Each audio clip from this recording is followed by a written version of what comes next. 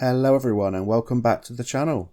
It's Robbie Rhino, and in today's video I'm going to be reviewing one of two brand new Black Edition tanks to enter World of Tanks console for the Black Friday sales event that has been started today on the 22nd of November as I'm making this video.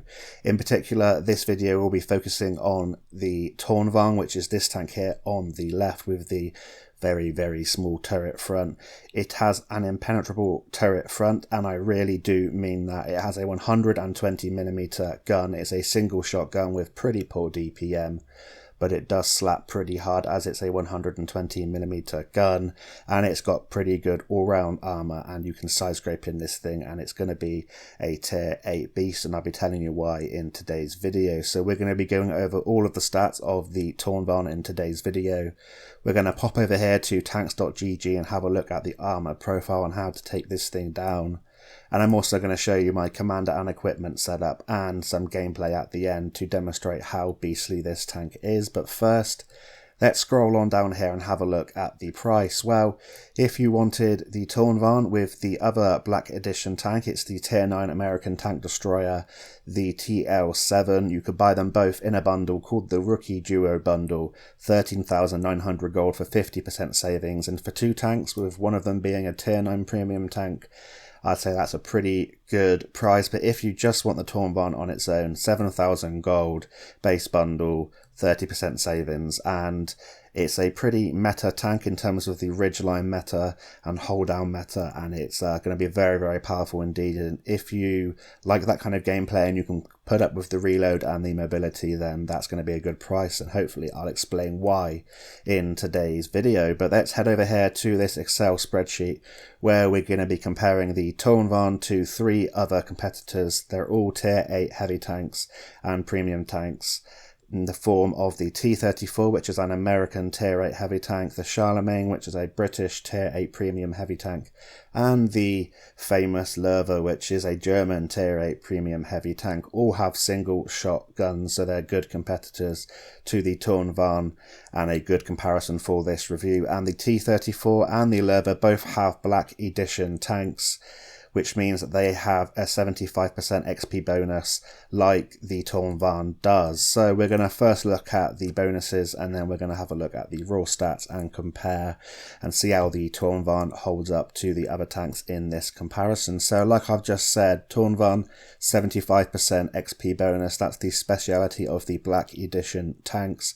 Much better than the standard edition of the T-34 and the Löwe. And it's the same as the Black Edition of those two tanks and better than the Charlemagne. None of these tanks have a commander XP bonus, and in terms of silver bonus, the Tornvagn has a 50% silver bonus, which is the worst in this comparison joint with the Charlemagne. It's 8% worse than the T-34's 58%, and nothing compares to the Löwe 65%, so that is the best in this comparison, but you can still make a pretty good chunk of silver with the Tornvagn if you play it correctly. So now we're going to go on to the raw stats of the Tornvagn and compare the stats to the T-34, the Charlemagne and the Löwe, starting with the hit points. If you haven't seen any of my reviews before, just a quick note: green is the best stat, red is the worst, orange is somewhere in between, and the ones highlighted in yellow is the updated stats with my command and equipment setup that I will explain later. So you can see here the Tornvagn 1600 hit points highlighted in orange, so not the worst. That goes to the T-34 and Charlemagne at 1500 hit points, but it's not quite as good as the Löwe, which has 1650. But with the armor the Tornvagn has and having 1600 hit points, this has good durability in the battle. And now we're going to have a look at the view range, 360 meters, which is pretty damn low, the worst in this comparison. 20 meters less than the T-34 and the Charlemagne, and 40 meters less than the Löwe. So if you want to be able to spot for yourself, you're really going to have to run situational awareness and advanced optics, or you can invest it into another attribute of the tank. Well, that's a pretty poor view range, so not the best start here, a little bit of up and down, and that's kind of what this tank is. So now we're going to get on to the mobility. And as you can see, it's all highlighted in red because this thing is incredibly sluggish around the battlefield. You could improve it with the mobility equipment, but I would highly recommend that you don't, because it doesn't improve it dramatically, and I'd rather invest it into making the other aspects of the tank that are the main focus, like the gun and the armour, the focal point, and I'll tell you how I do that a little bit later on. But first, the Tornvagn 500 horsepower engine, 11.63 power to weight ratio, which is god awful even for a heavy tank. Top forward speed is capped at 32 kilometers an hour. Reverse speed is 12 kilometers an hour, which is a real pain. And the traverses are very slow on the hull and turret at 22 degrees a second for both of them. So when you compare it to the other tanks in this comparison, you can see that this has the worst mobility. It's comparable in terms of the power to weight to the T-34, but even that can go forwards faster and has slightly better traverse speeds. The Charlemagne blows it out of the water in terms of the power to weight and the traverse speeds, and the Löwe is joint with the Tornvagn in terms of power to weight, but it does have a slightly better top speed and slightly better reverse speed and better traverse speeds, and that's also a super heavy tank. So when you're comparing the mobility of the Tornvagn and saying it's close to a super heavy, you know how sluggish this tank is.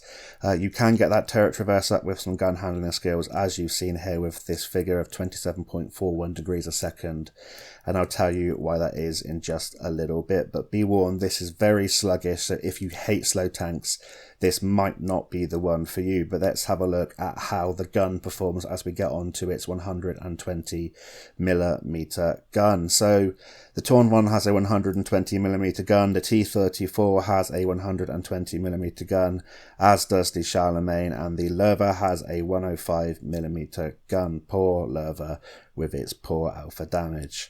So the Tornvagn, what does it fire? It fires APCR as standard and premium ammunition, which is my kind of personal preference sometimes. Sometimes I like to have heat in World War II, but APCR with the shell velocity is brilliant, and it has HE rounds as well. In terms of the shell velocity on the standard rounds, it's 1000 meters a second, and on the premium rounds that jumps up by 450 meters a second to 1450 meters a second, meaning it's incredibly good at firing at targets at mid to long ranges. You don't have to give too much lead, and the shells travel very fast indeed.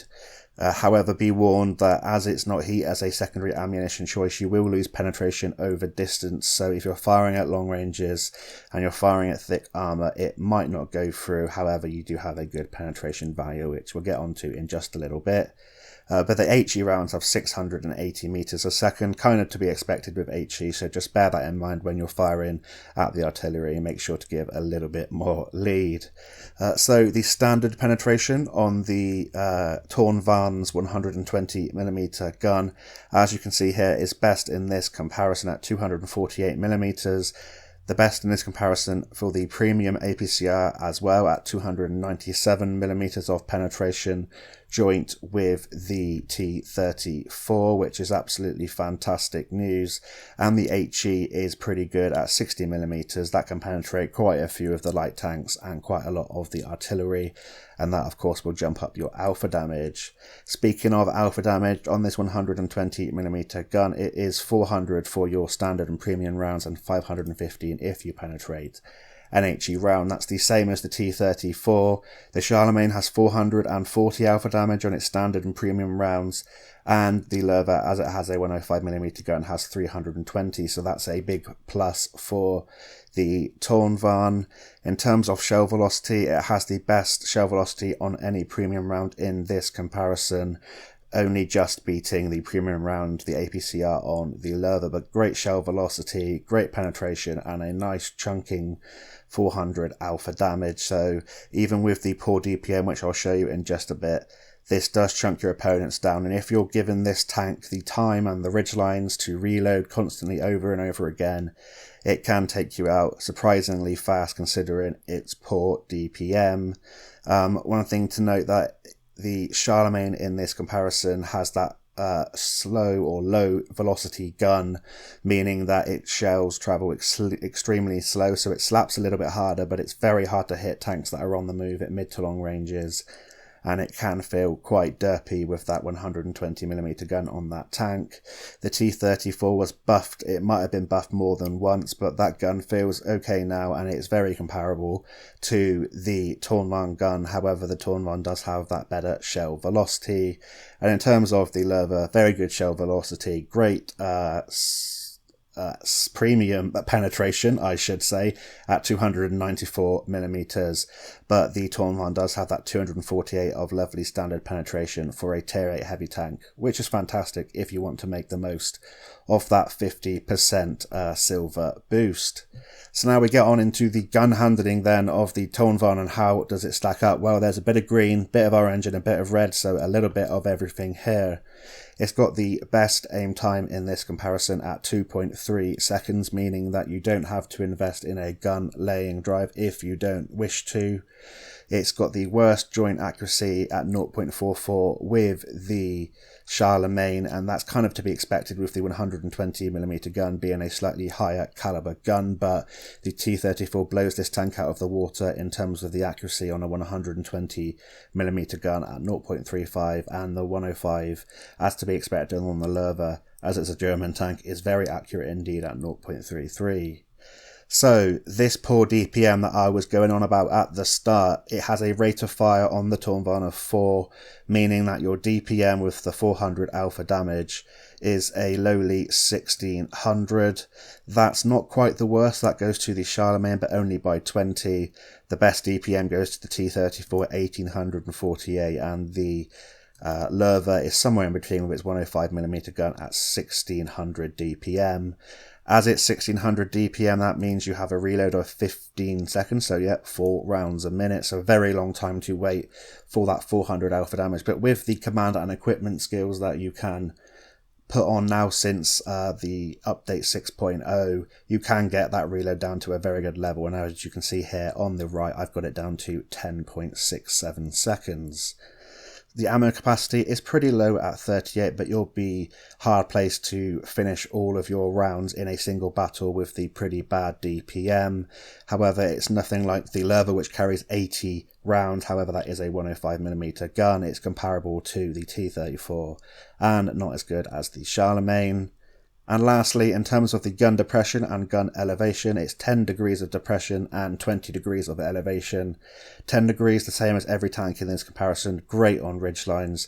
That makes this tank very good at being that hold down meta that is very popular, especially on the PC version of WoT Tanks, but now on WoT Tanks console as well.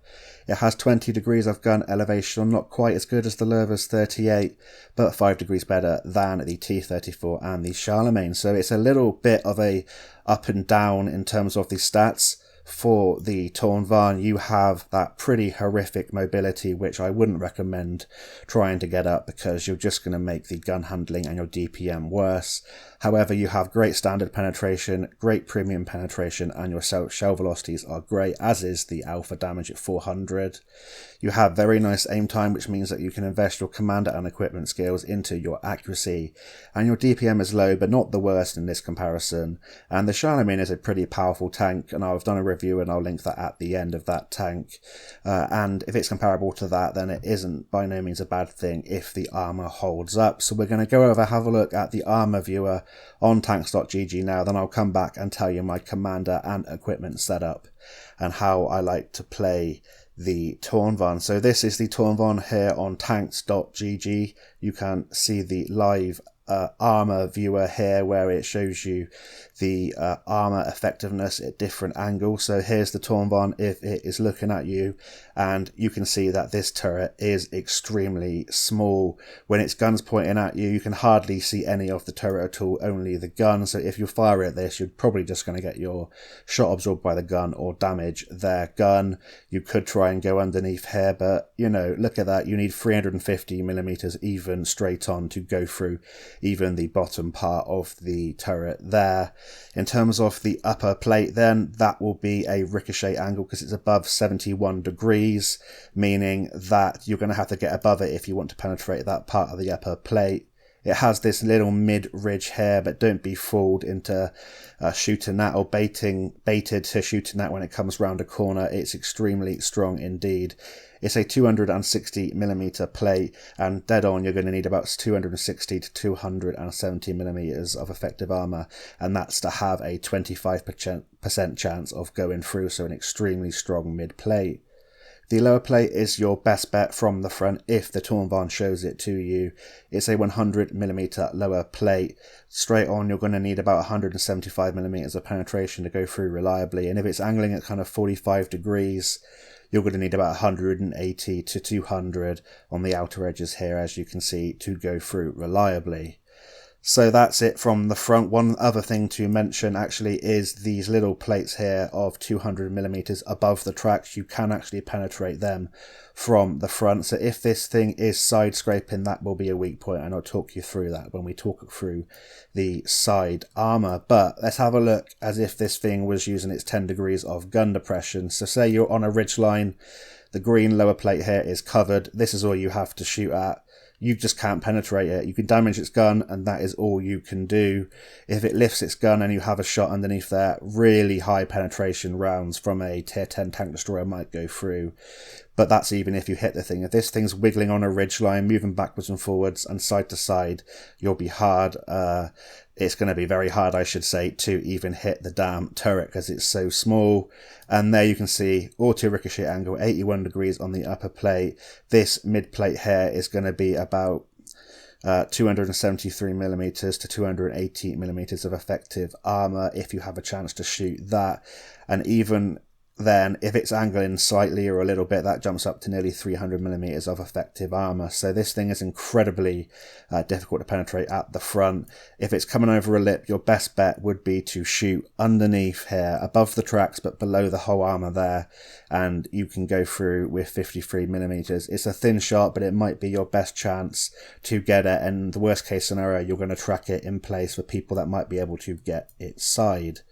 Speaking of the side armour here, it is 50mm of side armour, which means it's good at side scraping. You can see here that it will be an auto ricochet angle, and auto ricochet and absorb your shots there down the side with its 50mm of side armour. However, you do have that 200mm plate here, so if you have around 265 to 270mm of armour, you can go through this, and it's worth giving it a go. Or if it's given you the side profile of its turret, you'll be able to go through that with around 200mm. But it's a very good side scraper, and you can also bait people into shooting your mid plate where they think it is a weak spot. You'd have to go through the lower plate, and that'll be easier when it's coming round a corner, about 200mm to go through that. One thing to note is that it is a very large side profile, so when you do get the side of this tank, it is easy to take down. It's extremely sluggish, and if you track it using the front or rear drive wheel, track it in place for your friends, then this thing won't last very long with its 1600 hit points. The side profile of the turret is extremely large, and you only need around 90 to 100mm to go through effectively, and 50mm to go through the side.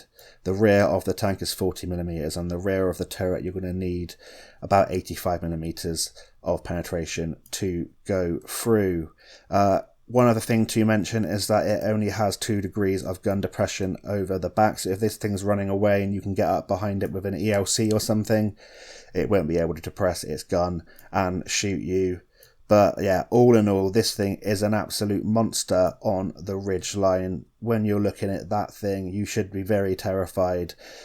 You should try and get its flank. You should try and immobilize it, track it, and get round to the side, or wait for it to show its lower plate underneath the flaps or the side of the turret if it shows you enough of the turret. So if it's shooting at someone else, then just go for the turret. Don't be baited into shooting this mid plate or the side here. You can penetrate this front portion that sticks out with 100mm, but again, it's a thin shot, and that requires the Tornvagn to be stationary. But this is a hold down god. This is a crazy tank with no weak spot on the turret unless it shows you the side of its turret. So head back over here to the Excel spreadsheet, and let's have a look at my commander and equipment setup and see what I run on the Tornvagn. Well, in terms of my equipment, I run advanced loader, gun stabilizer, and improved ventilation. And in terms of my commander skills, I run Sixth Sense, Born Leader, Rapid Loading, Steady Aim, Rapid Aim, Snapshot, Run and Gun, Track Mechanic, and Situational Awareness. So in terms of the equipment, Loader, obvious to improve the DPM, Gun Stabilizer to improve the accuracy because the aim time's pretty good already, and Ventilation because I want to further improve the gun handling and the DPM of this tank. And in terms of the commander skills, Sixth Sense and Born Leader as standard, Steady Aim, Rapid Aim, Snapshot and Run and Gun to make this gun as good as possible. You could run mobility equipment and things like that to boost your mobility, but like I said, I would highly recommend against it. Try and make the gun and DPM as good as possible. In terms of track mechanic, I want to get my tracks on as quick as possible to get my front round to the enemy because that is the strength of this tank, and on a ridgeline I want to be able to pull down and use my impenetrable turret armour. And situational awareness, I do run that to try and boost it up to a level where I might be able to outspot a few of the other heavy tanks and larger medium tanks. However, you could invest this in something else to maybe help the traverse speeds like the clutch braking or off-road driving to help the mobility just a little bit. But if you run the same equipment setup as I have run, you will now have a view range of 428 meters, and your turret traverse would have gone up dramatically to 27.41 degrees a second, which helps you get your gun around on target. And when things are trying to circle you, you have to move your hull and your turret at the same time in the same direction to even have a chance at catching up with people, because this thing turns extremely slowly with its 22 degrees a second hull traverse. And in terms of the aim time then, it's now 2.08 seconds, which is not too bad at all, and the accuracy has gone down dramatically to 0.28, and this feels really accurate now. The gun occasionally does dirt, but for its caliber at 120mm, I think it's pretty damn good. And lastly, my rate of fire has gone up to 5.63. I now have a 10.67 second reload for 400 alpha damage, and my DPM is now 2252, so nothing spectacular, but it boosted it up enough to make it definitely usable, especially with that impenetrable turret armor and pretty good all-round armor. This thing is a pretty fun tank to play once you get into position, but it can be a pain to get into position, and larger maps are a real pain with the mobility. But that's enough talking about the Tornvagn. We're going to head on into the first gameplay now, and I'll talk you through how I like to play this tank. So we're now into the first gameplay of today's video. We're here on Sand River in the Tornvagn, and today's video is going to have 3 replays. I've tried to get the best replays that show the pros and also the cons of this tank, and a kind of average battle as well as the kind of best you can expect, or a player of my ability can expect anyway. So here on Sand River in this first gameplay was one of my first games, and this is a kind of typical game that I was having in the Tornvagn where I had a pretty good result, nothing absolutely epic, but a lot better than some of the other tier 8 premium heavy tanks, and it didn't take me long to get to grips with this tank. You soon learn all you do is sit on a ridgeline, hold down, and no one can penetrate your turret. They can splash it with HE, they can shoot the side of the turret, but front on they just can't penetrate your turret. So we're up here into position where I wanted to go on Sand River in F5. We are hold down, we're only showing our turret at the moment. You can see that the reload is relatively long. We've tried to boost it with the combat Russians. We do get penetrated there. I believe something must have hit my upper plate and maybe ricocheted up under my gun or something like that. Or maybe it was just a high caliber HE round. However, we are in a fantastic position for the Tornvagn. This is the kind of position you're going to want to be in a Tornvagn.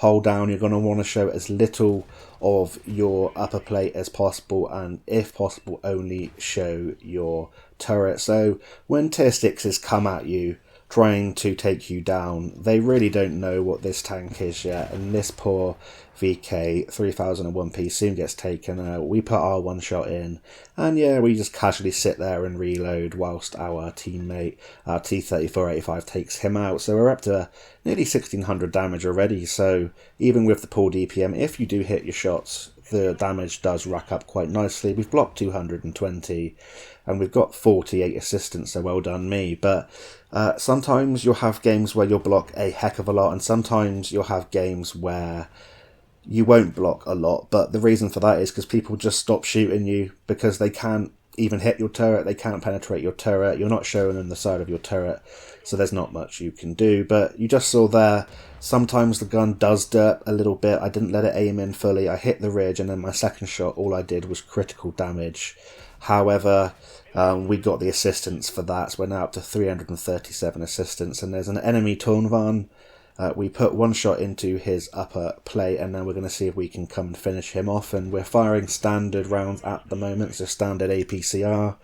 As you can see, I carried 18 APCR, standard APCR I should say, and 18 premium APCR, and I carry 2 of the HE rounds because the HE penetration it isn't too bad at 60mm, and it can be useful with this higher caliber gun to one-shot artillery and not leave yourself in a position where they might be able to reload and just splash you and kill you. So we've been in the same position for a while, and unfortunately a lot of the games in the Tornvagn will be like that, partly because you found a good position and it's working for you on a ridgeline and no one can get past you, and you're just this wall that no one can sort of penetrate and get around, or your mobility will stop you from getting around to where you need to be. So you do have to think about where you need to be in a battle. I thought this was one of the sort of hot spots. A lot of heavies like to come down here into the middle of this sort of old dried up river here. I've got ridgelines here to use my turret armour, and I can try and get a view range out towards the south and the north. So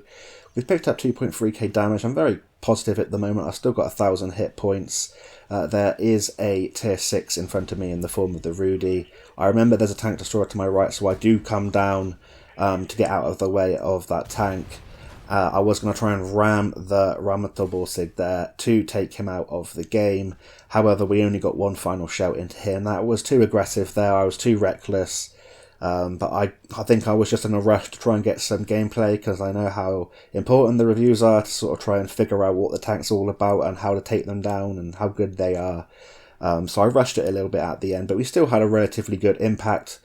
We got view range out, some assistance, we blocked 1 or 2 shells and got some good damage in. So we're going to skip forward to the end of this replay and see how we did, and then hop on into the better replays in the Tornvagn. So we're now at the end of the game. As you can see, we still managed to finish in the MVP slot, even though we died early with a high caliber.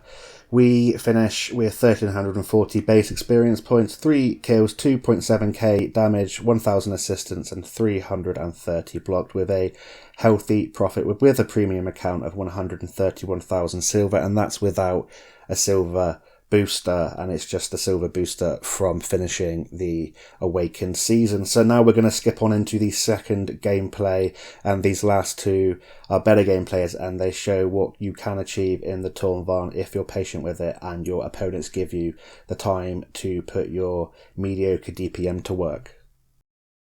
Righty ho, so now we're into the second gameplay. You're joining me about 30 seconds or just over into the battle here on Sunset Coast. We've just been driving into position. I thought you wouldn't want to watch me just driving for 30 seconds, but just to tell you, that's how long it takes sometimes to get into position. But we are one of the first ones here for some reason. Oh yes, look, all the tanks are still back in the base, but nothing new in WoT Tanks console, so we're going to come up here into this position on Sunset Coast. We're going to get into a hold down position to see if we can cut some of these tanks out, like that IS-3 getting into position.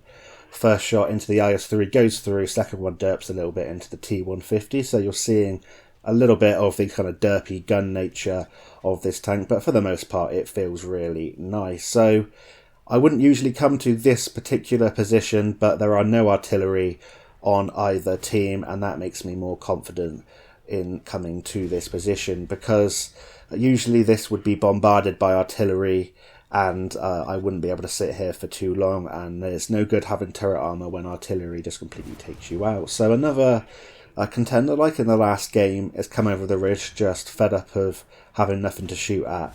Come to 1v1 me, but fortunately my teammates have just arrived. We put 1 or 2 into him, we face hug him, he just can't penetrate our upper plate because it's so well angled, so well armoured and can't go through our turret, we could just look down with our great penetration and penetrate straight through the IS-3 and just hold him in place while our teammates take him out. We pop out, get another shot into that T-150, and then back down behind the ridgeline for a reload, and that's the kind of rinse and repeat gameplay you're going to want to play in the Tornvagn. It might be boring to a lot of players, probably especially the really, really good players who like playing the light tanks and the tank destroyers and the sort of using the vision mechanics and the kind of finer natures of the game. But for a newer player, for a player that likes playing hold down and very competitive heavy, this one is very powerful indeed. But like I say, it can be quite boring, especially when you can't really move on. You can't really spot for yourself in certain situations when you know there's a sneaky tank destroyer. You have to kind of wait for your team and let them come at you. It can be a little bit boring. So we're on this ridge line. I'm a little bit hesitant to cross this gap. I've boosted with the food to help the DPM, but also trying to spot some tanks at the back. I took a shot at the start of the game for quite a lot of alpha damage. It must have been a sneaky tank destroyer, like that SU-130PM that is now on our left. And we lost some hit points, so I don't really want to lose any more hit points. So I'm staying in this position until I know what's back there, or until I know I'm unspotted and I can cross. But that SU-130PM comes forward. He doesn't have very good gun depression, or not great gun depression. And before he manages to get his gun down on us, we get a shot into him, and he only had our slither of a turret to shoot, and even if he could hit it, he couldn't penetrate it anyway. So unfortunately for him, maybe he didn't know what the Tornvagn was, and there's going to be a lot of that until players figure out that you just don't fight this thing when it's hold down from the front unless you've got a high caliber gun that has great HE rounds and that can really sort of splash on top of the turret for a lot of damage. High caliber 120mm guns also like to do things like that and take the heads off poor tier 6s, as that T-34 85M gets his head blown off. Nice ammo rack for us, and we're up to 3.2k damage in this position. We've blocked 1560, make that 1900 damage, and we've got 230 for assistance. I was lazy there and just auto-aimed on that SU-100. We're just going to come back behind this ridge, get sort of stealthed, and then pop back out and try and get a shot into him and see if we can outspot him. Probably not, as he's a sneaky tank destroyer. So we make the push now. Fortunately, by the time we are spotted, we're 3/4 of the way through that gap and we get up into the position I wanted to be in. This is a little bit risky for a tank like this, especially when you haven't boosted up the hit points, and if you run the same kind of commander and equipment setup that I run, be wary you're not going to be able to spot you for yourself against sneaky tank destroyers and mediums and light tanks. You just might be able to, with that situational awareness, you've got it to a level at 428 meters, I believe it was, to kind of spot for yourself against lower tier tanks and also equal tier heavy tanks and larger medium tanks. So I've noticed a little bit too late that they're all going towards our base. I was trying to sort of push forward a little bit in that position, but I'm going to have to come back to a position and defend the base. I don't want to sit in the open. I want to come up here where there's some foliage to try and use the concealment that this tank has. It doesn't have much as it's a large heavy tank, but we use the bushes there and we don't get spotted against that T-32. We get a shot as he is crossing and we're reloaded again, activating our combat rations to boost up the view range, and I run the combat rations to boost the DPM up as well. We are spotted, so it's likely that T-32 or another tank crossing. We try and get a shot on that Barask, but I completely rush that, and it might come to bite me in the ass a little bit later on, spoiler alert, but we'll have to wait and see what happens then. So at this moment, I'm just deciding whether I need to advance across the open ground, get towards my base, and sort of start using the 1000 hit points that I have left. I still have occasional shots, so I don't really want to move just yet because it takes me a long time to get in position. This tank takes a while, as you saw at the start of this replay, to get into position, so I don't want to be caught out in the middle of nowhere and have tanks raining shots on me where I can't spot for them. Spot for myself, I should say. So I decided to stay in this position, and maybe I should have been more aggressive, and that's kind of one of the downsides to this tank is with the mobility and the view range being so poor, sometimes you're kind of forced to sit where you are, and if you're on a ridgeline and your teammates are spotting for you, this tank can be absolutely fantastic and be one of the really big tier 8 heavy tank bullies, but sometimes it really does struggle when it's kind of in a 1 versus 4 scenario like we're in now. But we get one shell there into the super chaffy, and we're just trying to make sure the pathways between these rocks are kind of blocked with our hull. That's why I was going a little bit side on there. I'm going to try and pick up a bit of momentum there to go around and shoot the light tank. However, the Progetto 46 there is coming up to the right, and now I'm kind of stuck between a rock and a hard place. I get one shot into him. I tried to turn my hull into the right. For some reason it went round the other way, and I just let him through the gap, which was a big mistake. We managed to reload just in time to take him out, but now we have a Super Chaffee, and obviously the Barask and that tank destroyer are going to know where we are. So we're trying to back up to give ourselves the best chance of getting our gun around on who's coming. I know it's too late, the Barask is coming round the corner. It would have been calling for a very lucky high roll to finish him off, but we finished that off with a disappointing defeat. But we still finish on the MVP screen, even though we lost in third place, I believe, with 4.7k direct damage, 234 assistance, 2.1k blocked, 3 kills, and a nice profit again of 160,000 silver. And I hope it's showing you don't have to fire too many premium rounds only when you get into tier 10 battles. So we're now going to head on into the third and final gameplay of today's video, and it's an even better one than this. We're now on Pearl River in the Tornvagn, and this is the third and final gameplay of today's video. You're joining me just over 30 seconds into the gameplay again because it's just me driving into position. I hope you're getting the message that this is an extremely sluggish tank. It can get boring if you play it quite a lot, in my opinion. After a session I was kind of done with it. It was very, very powerful and I kind of enjoyed it quite a lot, but after a while I just want to play something fast. I want to get into a nice light tank or a tank destroyer and play a different kind of variety of gameplay. But we've come into the centre of the map here on Pearl River. This is the kind of position where we're able to side scrape off, angle at 45 degrees, and then once we've pushed through this little centre bit, we can go up into the higher ground and use our gun depression. So we're trying to use the bush here in front of us to get these sort of snapshots in on our opponents before they're able to spot us, I should say, and we managed to get a nice shot there into that tiger, and we're just putting the shots in when we are able to with this reload. I know there's a tank to my left here, but he's a lower tier. I was trying to kind of get a few of these hit points out of the way so maybe we can go forward. I kind of wanted to side scrape off, but I also didn't want to block the T-34-85. Unfortunately, sometimes you can only get one shot into a tank at a time, and it can be annoying because you knew you could take them out if you had a tank with an autoloader or with higher DPM. But if you're just patient and you just keep chunking away, as you can see, we managed to take down that T-69. So we went around the corner there. The Emil penetrated us. We got a shot into him. We would have came off better in that scenario with our higher alpha damage. However, he has an autoloader, so I definitely repaired the tracks there, and this is where track mechanic can come in handy.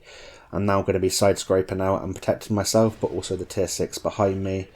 We try and get a shot into the Emil, but the Tiger goes forward, get down Mr. President, and takes the shot into his tracks. We track him in place, and now we're just waiting for our tracks to come back on. We keep getting retracked, and then we try and put a shot into his lower plate, and we managed to get a shot and take him out. So in that position there, we were patient. It took us a little bit longer than you'd obviously like to get through a situation, but we got up to make that 2,595 direct damage and 1,420 assistance. Completely sort of tunnel vision there for about 5 seconds and realised this Emil was to the left of me. Get a shot into him. We start to advance on him as soon as possible because the further we get forwards, the less of our low plate he's got to shoot, the steeper of an angle it will be, and our upper plate and our turret are phenomenal, so more likely he's going to bounce off us like he did, and he wasted his clip and we managed to get some good shots into him. So this little middle section of this particular battle is going to be a slight sort of lull. I missed the chance there to get a shot into the Goranich, and I'm just hoping that this 45 TP kind of just falls back around the houses, kind of baits him round so I can get a shot into him. I don't really want to move too much to the left in case there is a tank destroyer or another tank sort of on the 2 and 3 line that can shoot me in the side. I was really thinking this Goranich was going to come around any second, and I wasted quite a lot of time here. And as you can see, it's quite a close battle, so this was probably a big misplay from me, but I'm just trying to get a position where I can get a shot into him. It looked like he was going to get taken out there. Unfortunately, he does take our 45 TP out, and our other medium is kind of locked in combat with him. It's going to be an unlikely battle for the tier 6 to win against the Goronich. Probably can't even penetrate just the side armour, but he does bait that Goronich round, which was what I was hoping would happen a little bit earlier, and we managed to get a shot straight through the side of the Goronich. And again, like with the mobility, I hope you're seeing that the penetration is good on these standard APCR rounds and very nice on these premium rounds. The gun, although a little bit derpy, does feel quite dependable, and even though the DPM isn't great, it's kind of worthwhile to make up for the armour if you're a kind of heavy tank player and you like this kind of Ridgeline Warrior kind of style gameplay. So we spot out the IS and the Churchill 7. We're going to pop out there, take a chance to finish off the Churchill 7. Having 400 alpha is brilliant on a 120mm gun. You can just reliably take out tanks that are on kind of 300, 350 and even sometimes 450 health, and that's really nice, and it does help you to one-shot artillery as well. It's now 4-on-4, so it's still very close. It was 7-on-7, now it's 4-on-4. We're going to make sure we aim in. I thought about auto-aiming, but I just wanted to secure the kill on that IS. We noticed that Impenetrable coming up behind us, and yeah, you don't want to give people the rear in this tank because you will get taken out very quickly, and very slow to turn around, as you can see, but we can use our turret here to get a shot into the Impenetrable, and he's got nothing to shoot with our turret there. He just kind of looked at us for a second and just didn't fire because he probably didn't know what he was looking at. It was all red, and yeah, it does feel a little bit filthy, especially when you're above tanks that are in their lower tier and they have absolutely no hope of doing anything to you. So it's just that kind of tank. I don't know whether I like having a tank that has no weak spot on the turret at all, but you know, it's one of those things. This is one of those tanks that's very good on PC as well. Players probably play it to pad their stats.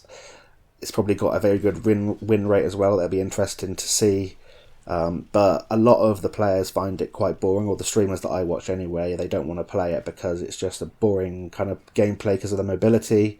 However, occasionally when you don't want to be dominant and you want to have good games, then you can't really ask for more than this tank. It's fantastic on a ridgeline. It really is a beast, and it's going to be up to you whether you think it's worth it. I got the bundle because I'm just one of those people, collector of tanks, or as many as I can get. So with this battle, you can see there we missed the killing shot on that Hollenhund. However, we're able to advance forward. We've got 1,000 hit points, and it's not the stealthiest or the fastest of light tanks. So even if he tries to get around us, I'm pretty sure I can get my gun round at some point and get a shot into him. He's going to struggle to penetrate us. We're going to make sure we just take time, auto-aim that one due to the distance, and pose for a nice thumbnail. Perhaps we'll have to see what I do, but we managed to pick up there 7 kills, 5.2k direct damage, 999 assistance, sniper medal. We get the high caliber steel wall mastery badge, and we pick up 2,334 base experience points, 2k blocked, and yeah, 7 kills though, the Devastator medal, and just shy of 200,000 silver profit. So I hope that this replay and these videos have given you all of the, or these gameplays I should say, have given you all of the sort of tips and tricks you need to play this tank and how to take this tank out on the battlefield. It's sluggish, it's got poor DPM, the gun's relatively dependable, occasionally derpy, the penetration's good, shell velocity is good, and the turret armour is godly, and the upper hull armour and side armour is pretty damn good as well. In terms of the price, I think it's a good price if it's your kind of playstyle. But that's it for today's video. Thank you so much for watching and for all of the support, and until next time, I'll see you on the battlefield, and bye for now.